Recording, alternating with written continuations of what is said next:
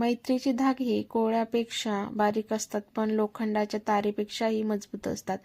तुटले तर श्वासानेही तुटतील, नाहीतर वज्रघातानेही तुटणार नाही.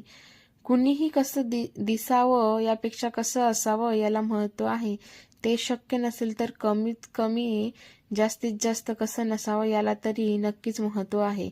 खरं तर सगळेच कागद सारखेच, त्याला अहंकार चिकटला की त्याचे सर्टिफिकेट होते.